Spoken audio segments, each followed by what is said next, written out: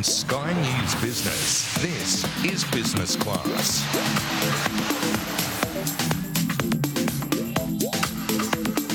Hi, I'm James Wilkinson and welcome to Business Class. Today, we're in Los Angeles. And before we give you a guide to some great things to do in the City of Angels right now, here's this week's travel news. In travel news this week, British Airways has revealed its new Club World Business Class offering will be available on Australian flights from this Thursday, May 24. The cabin upgrade was revealed on Sky News a few weeks ago, and the airline has now confirmed it will be available sooner than expected. The announcement forms part of the airline's investment plan of more than $1 billion in Club World Business Class, which includes the arrival of a new restaurant-style premium dining offering and a sleeper service. The new dining offering includes display trolleys, which will allow customers to select dishes from a choice of freshly prepared starters and desserts, all served on new table settings. Through the airline's partnership with the White Company, the iconic British retailer is supplying bedding and amenity kits in the airline's Club World Business Class cabin. The new bedding includes a super soft woven blanket, a luxury duvet, padded mattress cover, a large soft pillow and white cotton pillowcases. Singapore Airlines' regional wing Silk Air is set to undergo a significant investment program to upgrade its cabin products as part of a multi-year initiative that will ultimately see it merged into the parent airline. The new program will comprise an investment of more than $100 million to upgrade the wholly owned subsidiary's cabins with new lie-flat seats in business class, alongside the installation of seat-back in-flight entertainment in both business and economy.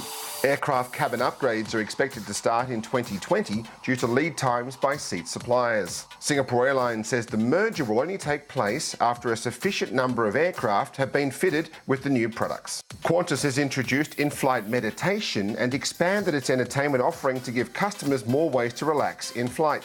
Qantas says the airline's first meditation video series has been specially designed to bring a sense of calm and help customers unwind in the air. The 10-minute guided meditation is set to aerial footage of some of the most beautiful landscapes around Australia.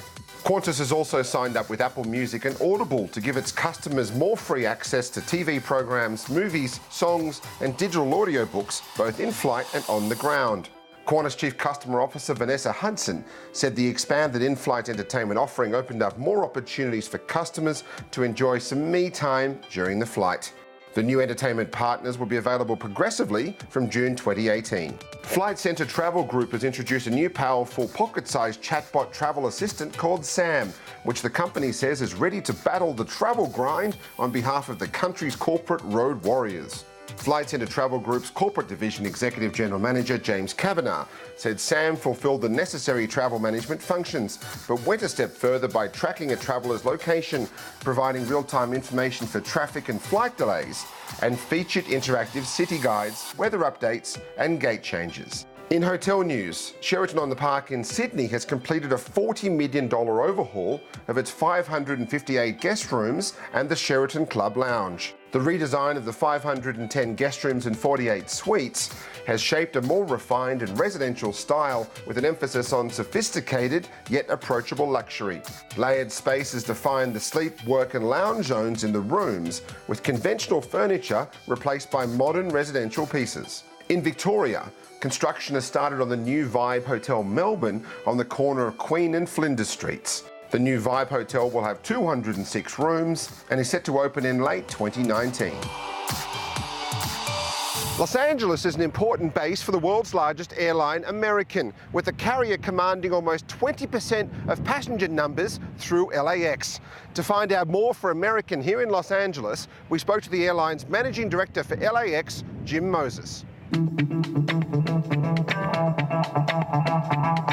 All right, so Jim, thanks so much for your time today. We're here at LAX, and there's a lot happening, as the slogan goes, LAX for American, isn't there? LAX is happening, right, James? No, a lot happening for American at LAX, and we're incredibly excited about our future here in Los Angeles as we continue to expand at very, very important markets that are not only, important to our customers, and, really to support our investments here in Los Angeles. We've recently announced a $1.6 billion investment here at LAX. We are very, very excited about getting that project underway. as we continue to build the future for American here. And tell us about some of the new products you have here. You've got two beautiful new lounges. Absolutely. We're very excited about our new lounges that recently opened up.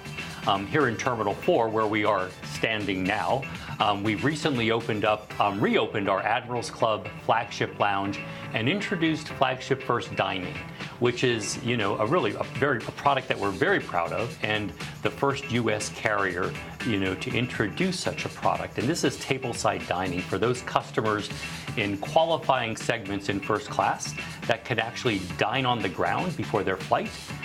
And not, really from a buffet, but actually tableside service, where we have a waiter serve you off a very exciting menu. So it's something that really is new here to LAX. We also recently opened an Admirals Club in Terminal 5, so a tremendous investment in our lounge products here in Los Angeles. Obviously, looking at the amount of travelers coming through, Australian travelers coming through LAX onto your services as well, it's offering a very premium experience, isn't it? Absolutely, and absolutely a seamless experience. So, for our customers coming from Australia, right on board our 787-9 aircraft, the newest aircraft in our fleet, when they arrive at LAX, many of those customers have lounge access, and it was very, very important that that product that we're offering on the ground really was part of that overall flagship experience, that experience that we're having on board, carries through to the lounge, and we're really, really proud of that service and proud of the products we're now offering here in Los Angeles. And a lot of new airplanes joining the fleet too. It's obviously changed a long time in the time you've been with American as well. Absolutely. We are, have, the youngest fleet of any U.S. carrier, and very excited about the fact that here at LAX, we fly some of the newest aircraft in our fleet. I mentioned the 787-9 aircraft, the aircraft we're flying between here and Australia, and, just a state-of-the-art aircraft that we're receiving very good reviews from our customers about. And a very premium service onwards to New York, to Boston, to Miami, to Chicago, you name it, the East Coast. You've got very good connections, don't you? Connections out of LAX, yes, east, right? We connect a lot of customers from Australia, over LAX to the east. Our service to New York's JFK Airport is, a special aircraft we fly on that route. It's the A321T, an aircraft that we designed specifically for the New York market out of Los Angeles. And that aircraft features 3 classes of service. A first class and business class cabin with lie flat seats.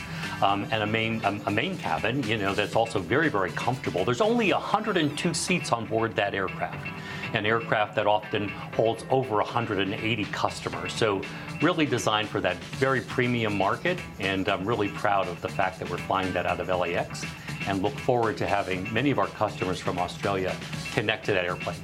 You're not just sort of an entry point airport, it's quite a big hub airport for American as well, but it's also one of the more premium airports in the US, isn't it? Absolutely. We fly a lot of premium traffic out of here, I think by virtue of the fact that where we're situated, right? We fly, many services east, and we also fly many services to the west, James. We fly, really, this is our gateway to Asia and the Pacific, and really proud of those routes and proud of the services as we continue to build LAX. We recently announced that we'll be starting service from LAX to Buenos Aires, and that'll happen later this year. Just really thrilled about the fact that we're going to introduce another new international route out of LAX. So for international travelers coming through LAX, it means less two-stop journeys, doesn't it? Absolutely, less two-stop journeys. And next week, in fact, we are going to be reopening our federal inspection area here in Terminal 4. So those customers connecting through here will have much better access, connecting, clearing U.S. Customs and Immigration, connecting onward to American Airlines departures. Now, I noticed on my on the app this morning when I was about to land in LA, it gave me a bunch of food options. I could actually pre-order the food on the app. Tell us about this. You can. For those customers that may not want to or have time to stop by the lounge, you're able to pre-order food at many of our restaurants in the terminal. So when you're on board, make that order, and then when you get off, it's ready for you before you connect to your onward journey. And forward look at the moment, obviously this is a very busy airport. Is American going to get busier here at LAX? Absolutely, we're going to get busier, and that's part of our investment here at LAX, right? So we have plans, complete renovation of our current facilities, additional gates, which will mean additional flights for our customers. So, we are the largest domestic and largest international customer today at LAX. We continue to, grow here in Los Angeles, but we're also the best. Australian celebrity chef Curtis Stone has become one of the city's top talents here in LA. We sat down with him to talk about his restaurants, his favourite foodie spots and much more. G'day, James. Well, listen, my favourite places to eat in LA are really quite varied. I've got a Korean mother-in-law, so she takes us to these dingy little spots in Koreatown which are delicious and fantastic. I don't really know the names of any of them, apart from one place, well, two places. There's one called Park's Barbecue, fabulous joint, pretty well known, and there's another joint called Chunky Wa. It's really delicious. It's like a Korean barbecue spot that you grill the meat right in front of you. There's a big Koreatown there, so there's lots of good Korean food. There's also incredible Mexican. But again, there's no names of restaurants that I can give you because the best Mexican in LA is literally little holes in the wall downtown or just from a van on the side of the street. There's a good one on Pico and Western. So if you go to Pico and Western after 9 o'clock at night, you'll eat fantastic tacos. And then there's good high-end restaurants. Michael Shimaruski has a place called Providence that I love. Melise, Josiah Citron is a chef that's down on the west side, Santa Monica. Rustic Canyon, another great restaurant down on the west side. And then if you're coming over, you've really got to come and eat at one of my places, either Maud in Beverly Hills or Gwen up in Hollywood. We've got a butcher shop at Gwen, so it's this cool sort of place where you walk in, there's whole animals hanging in the window, and then we cook beautiful meat over live fire. But there's all sorts of good food. It's a good time to eat in LA. Downtown used to be a horrible place to go and try and find something to eat, but now there's really good joints. From Bestia, which is sort of a bit of an all-rounder down there. There's a place called Coles, and then the Varnish, you walk through Coles, and then the Varnish is a little bar, but Coles do the original French dip sandwich. So it's a roast beef sandwich, and you get this like little thing of jus, this like beef sort of stock, and you dip your sandwich in the beef stock and eat it, and it sounds horrible, but it's really quite good. And then there's this cool cocktail bar in the back. Anyway, mate, I could talk about good places to eat in LA all day long, so go and hit a couple of those joints. Enjoy. Well, thank you, Curtis. Coming up after the break, we check into some of the best hotels in Los Angeles. You're watching Business Class on Sky News Business.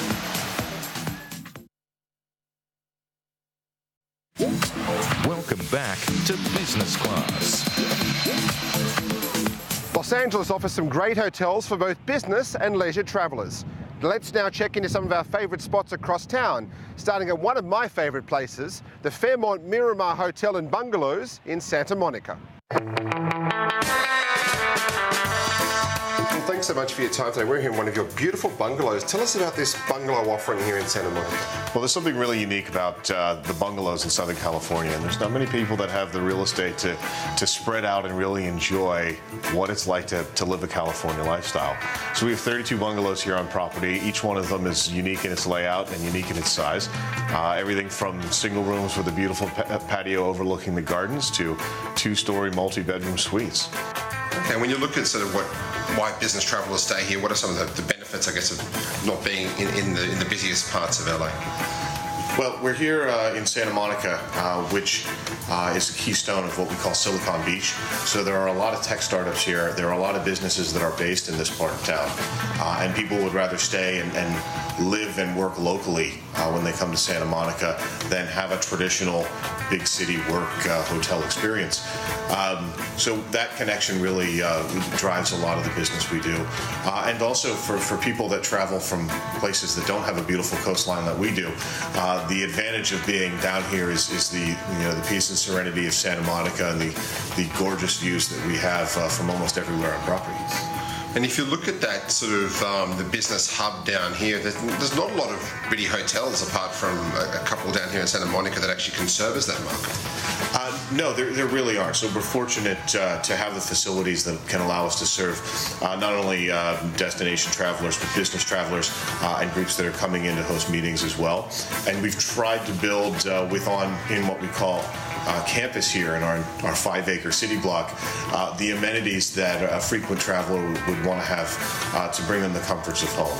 Things like our gym, which is a terrific indoor-outdoor facility, restaurants that cater to the local community, and a great bar, so that you can feel like you're really part of the local lifestyle as opposed to an obvious visitor. And when it comes to the beaches down here, there's actually not a lot of hotels on the beach in Los Angeles. There aren't, and we're on the bluffs overlooking the beach, which gives us, I think, a tremendous advantage being north of the pier, that we have gorgeous views on one side, north and up to Malibu, gorgeous views on the other side, south and looking down on the pier, and great access to the beach when you want it, and beautiful views of it when you'd rather just sit and enjoy that sunset. And when it comes to the business traveller, Fairmont's obviously well known, that looks after business travellers very, very well. We do. We have some great amenities across the brand, things like Fairmont Fit, which provides our Fairmont President's Club members with fitness attire, traveling sneakers for when you've just reached that carry-on limit where the sneakers are going to put you over. We can have all that fitness attire waiting for you and save you the hassle of packing that.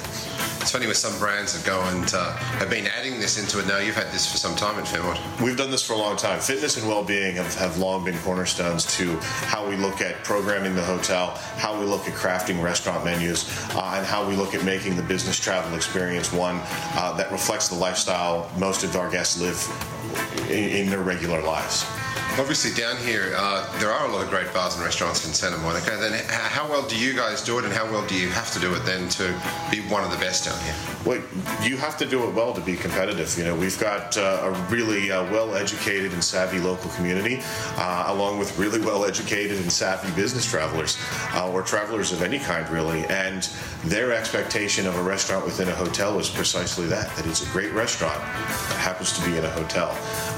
Just being the hotel restaurant isn't enough, and we look at our restaurant as competing with name chefs, notable restaurants, and all other top culinary destinations, not necessarily other hotels. And you don't have a name chef here, and I don't think you've actually had a name chef here, so how is that in this market where it is about a lot of name chefs at the moment? Well, I think a lot of those name chefs have understudies that are really excited to show what they're capable of, and so while we haven't gone out for that celebrity chef that is a name that comes to mind, across the country, what we have done is created an environment that breeds successful culinary talent and has bred chefs that have gone on to become name chefs outside of our hotel, and we're really proud of that legacy and what we've been able to achieve. From the beach to downtown, here are some of our other favourite hotels in Los Angeles. Located in the super exclusive suburb of Bel Air, Dorchester Collection's Hotel Bel Air is one of the best hidden gems in Los Angeles. Here you'll find impeccable service, luxuriously appointed rooms and a charming atmosphere, thanks in part to the 1922 Spanish mission-style architecture. Each of the spacious and contemporary guest rooms features the finest decor and a range of innovative technology, from impressive Bang & Olufsen televisions to beautiful desks with integrated media hubs and iPads in every room. Here there are 45 suites to choose from, including one-of-a-kind signature suites that offer grand residential-style living areas, complete with large garden patios and fireplaces. When it comes to eating, Wolfgang Puck at Hotel Bel Air features modern California cuisine with European and Mediterranean influences in a beautiful garden setting. And don't leave without having a massage at the Spa by La Prairie. Over in Beverly Hills, one of the city's most spacious and luxurious hotels is the Beverly Hills Hotel, which recently played host to legendary actor Kirk Douglas's 100th birthday. The hotel is set on 12 acres of landscape gardens, and amongst that, you'll find 208 rooms and suites, including 23 amazing secluded bungalows that feature private porches, living rooms, and fireplaces. Several have been designed in honour of some of the world's most famous guests over the years, including Frank Sinatra, Elizabeth Taylor, and coming soon, one's in honour of Howard Hughes and Marilyn Monroe. The most exclusive bungalows offer grand pianos, private garden patios, and private outdoor showers and plunge pools. The Beverly Hills Hotel has several restaurants and bars, including the legendary Polo Lounge, which has an all-day signature menu, whether you're starting the day with a classic American breakfast or sipping on cocktails late into the night at the Polo Bar. Featuring sun-filled guest rooms with private balconies, a bar and lounge, swimming pool and brilliant day spa, Four Seasons Los Angeles at Beverly Hills is one of the top hotels in the famous Los Angeles neighborhood. The hotel is home to 285 rooms and suites, which have been designed with Southern California in mind, and all of which feature iPads. While you're here, also make sure you book a table at Chulina, which serves up some classic Italian cuisine and features a brilliant wine list. Around on La Cienega Boulevard is the SLS Beverly Hills Hotel, a member of the Luxury Collection, which features 297 Philippe Starck designed guest rooms and suites that are ultra-modern and classically elegant, just what you'd expect in Beverly Hills. The hotel also has a couple of restaurants, including Tray by Jose Andre, a sophisticated and secluded sanctuary featuring cozy nooks, books and fireplaces.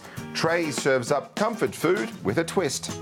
Highlights from this all-day restaurant include daily afternoon tea and weekend brunch infused with Chef Andre's signature brand of creativity.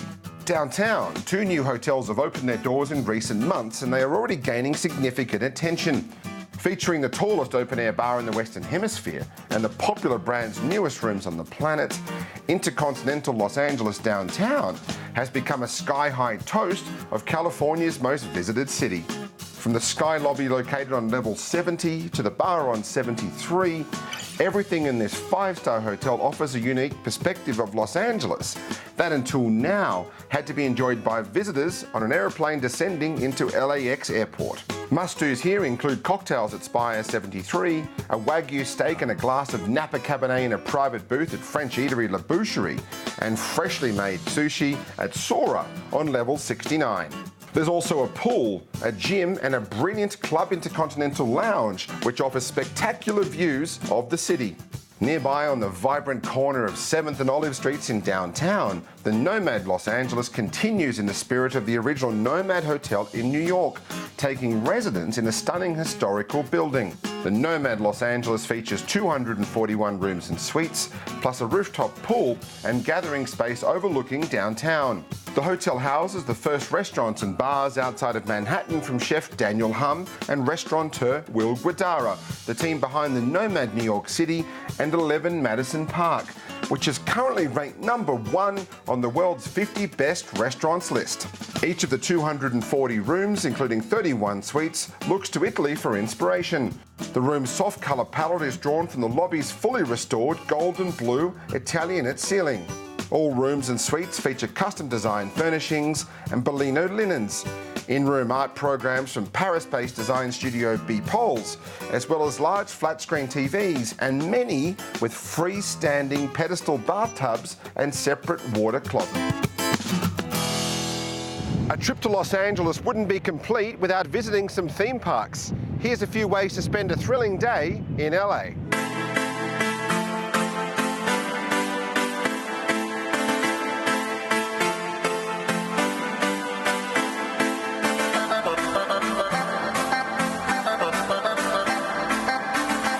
Los Angeles has one of the most vibrant shopping experiences to be found anywhere in the world. From here at the farmers markets to the Grove, the flea markets at Fairfax High, Rodeo Drive, Santa Monica Place and so much more. Right now, we're going to look at some of my favourite places in LA. The farmers market opened back in 1934 and it's evolved into a bustling operation with more than 100 vendors. It offers a massive range of American and international cuisines. It's definitely on my list of LA's must-see attractions, and here's some more.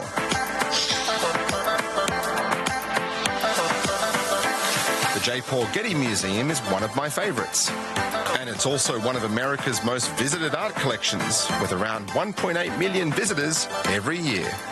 Set aside an entire day and you won't even scratch the surface of this remarkable collection. What visit to Los Angeles wouldn't be complete without a day, or should that be 3, at some amazing theme parks. Disneyland is about an hour's drive out of the city in Anaheim. It's the granddaddy of theme parks and opened in 1955. Universal Studios Hollywood continues to push the boundaries in state-of-the-art rides and attractions.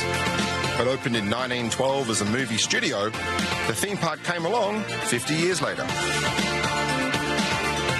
A personal favourite is the California Science Center. There's interactive exhibits, demonstrations and movies. Plus, it's the permanent home of the space shuttle Endeavour. Well, that's it from us in Los Angeles. Thanks for watching and see you next time from Phoenix.